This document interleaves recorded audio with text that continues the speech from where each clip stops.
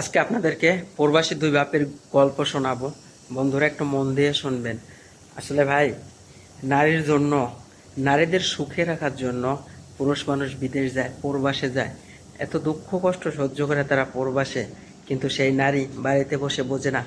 আমার এর নিচে যেই লোকগুলোকে দেখছেন, ঠিক আছে, তারা কিন্তু দুই প্রবাসী ভাইয়ের দুইটা বউ। তারা পরকীয়া করে ধরা পড়েছে শাশুড়ির কাছে। শাশুড়ি তাদের মনে করেন দড়ি দিয়ে বেঁধে একবারে গ্রামবাসীর হাতে তুলে দিছে। সো তার মান সম্মানও গেল, জামাই ছাড়া হইলো। আসলে লাভ কি ভাই?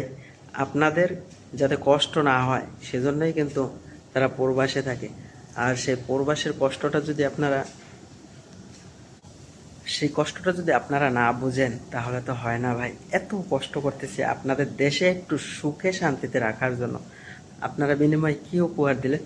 মাত্র 2 মিনিট বা 5 মিনিটের সুখের জন্য আপনাদের জীবনটাই টোটালি তছনছ নষ্ট করে দিলেন। লস কার হইল? আপনাদের হইল। বদনাম হইল, বদনাম কামালেন, কলঙ্কের দাগ পড়লো।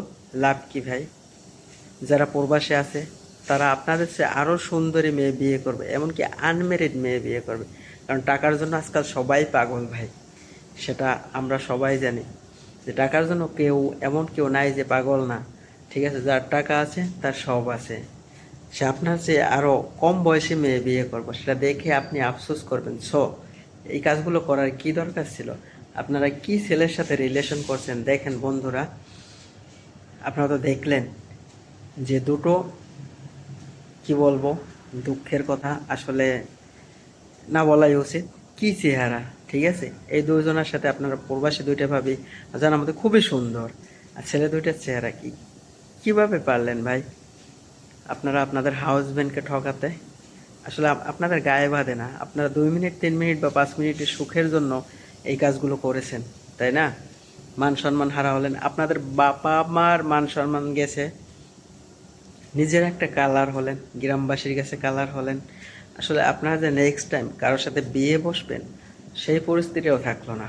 কারণ জেনে শুনে আপনাদের কেউ বিয়ে করবে না, যে কলঙ্কে দাগ লাগছে, যে বিয়ে হয়েছে জামাই প্রবাসে, আপনারা ধরা খেয়েছেন, কট খেয়েছেন। সোজা বাংলা কথা যেটা, কট খেয়ে আপনারা ধরা পড়ে গলার কি অবস্থা।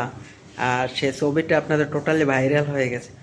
আসলে আপুরা, আমি আপনাদের উদ্দেশ্যে একটাই কথা বলবো, আপনারা এরকমের কাজ করবেন না। আপনার জামাইদেরকে আপনারা ঠকাবেন না।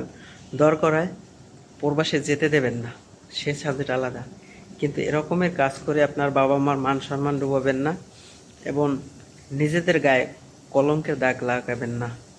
এটা আসলে অবিশ্বাস্য হলেও কি বলবো, সত্যি একটা ঘটনা। ঠিক আছে, আমি আমার আপুদেরকে উদ্দেশ্য একটা কথাই বলতে চাই, আপুরা আপনারা যেমন থাকেন কষ্ট করে থাকেন, যখন হাজব্যান্ড বিদেশ থেকে আসবে তাদেরকে আর কখনো যেতে দেবে না, যে বলবেন যে আমাদের অনেক কষ্ট হয়ে থাকতে বা আমার অনেক কষ্ট হয়ে থাকতে, তুমি যেও না। আসলে আপনাদের সুখের জন্য কিন্তু তারা প্রবাসে থাকে। সো আশা করি আপুরা আমার কথাগুলো বুঝতে পারছেন। সবার জন্য অনেক অনেক ভালোবাসা রইল। সবাই ভালো থাকবেন। ভিডিওটা ভালো লাগলে অবশ্যই শেয়ার করে পাশে থাকবেন।